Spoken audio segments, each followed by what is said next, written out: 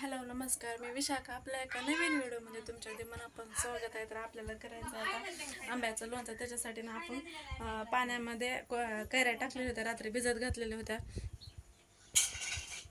हे बघा, भिजत घातलं म्हणजे ते नासत नाही म्हणून त्याच्यामुळे ना रात्री भिजू घातलेले होते आंबे पाण्यामध्ये.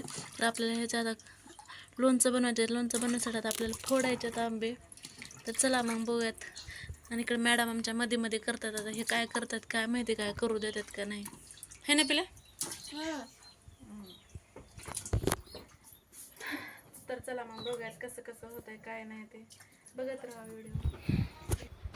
तर इकडं मस्त आपले आंबे फोडायला वगैरे काही चालू होते. आणि हे आंब्याच्या पुढचं जे चिक जे असते का तोंड, ते सगळं आंब्याचे काढून टाकलेले होते का. तर ते घेतलं ना आंबा काही खार नसतो म्हणून 100 आंबे होते आपले. 100 आंब्यांचा खार होता घालायचा दरवर्षी ना. म्हणजे आज 2 वर्ष आम्ही 200 आंब्याचा घातला होता, पण खार नीट राहिलाच नाही कारण सगळा खराब झाला होता. काय माहिती त्याच्यामध्ये ना ते सगळं मोहरी वगैरे कमी पडली होती आय थिंक. त्याच्यामुळे मग यावर्षी ना तेवढा नाही घातला, फक्त 100 आंब्याचा घातला होता.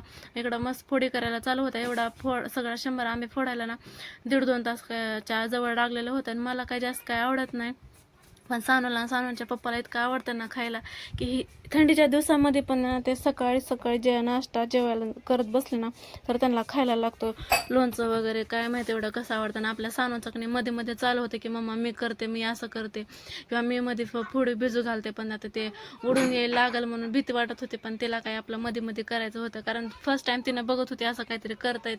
तर तिला सांगितलं होतं की लोणचं घालायचं, म्हणजे इतकी खुश झाली होती ना, मम्मा कधी करायचं, मम्मा कधी करायचं. मग तिचं आपलं सारखं विचारायला चालू होतं.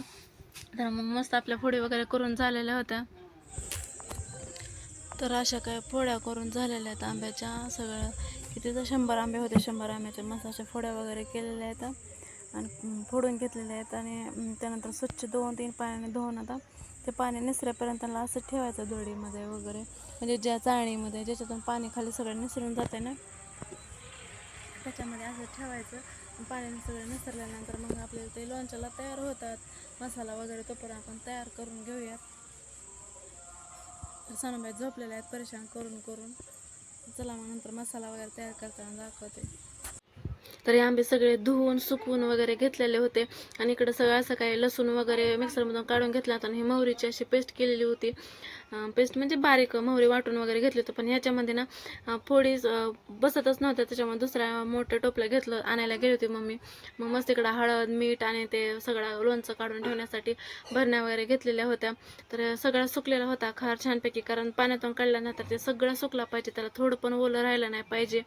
त्याच्यामुळं कारण नंतर खार सगळा नासून जातो त्याच्यामुळं. आणि इकडं मस्त आमच्या ना मग करडीचे पोते वगैरे आहेत. आणि पसारा तर प्रत्येकाच्या घरात असतो, त्याला काही विषय नाही.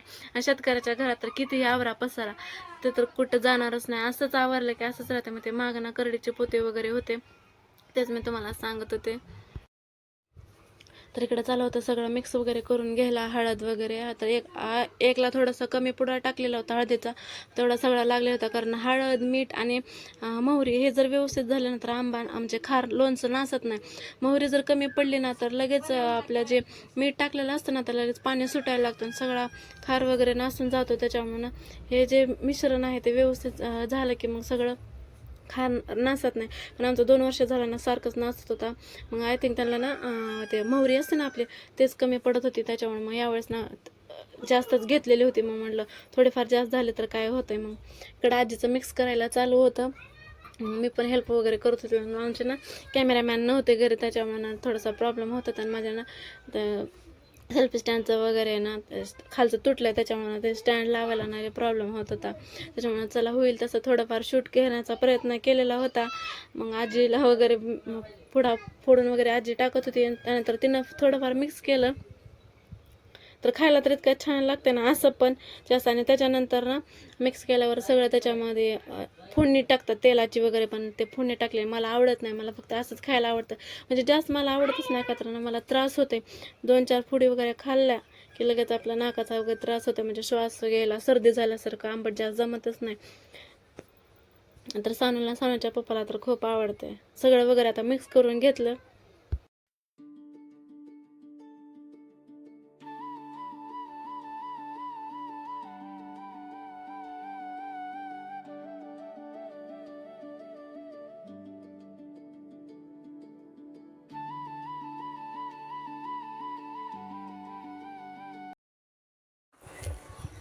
टाकू का सगळं?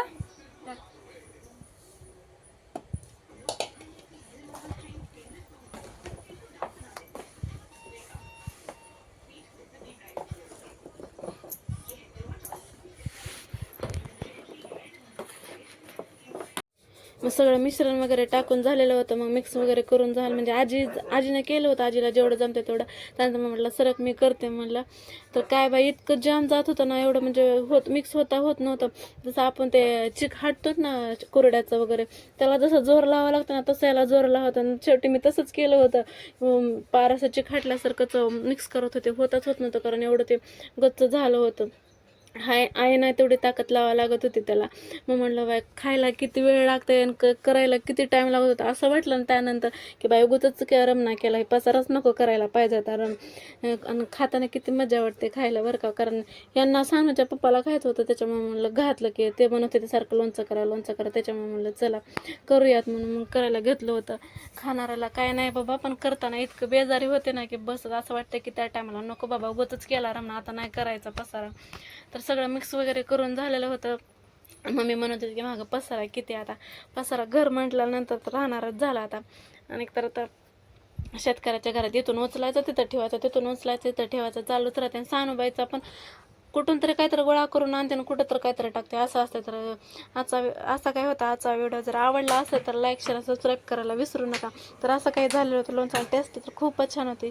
तर चलो बाय.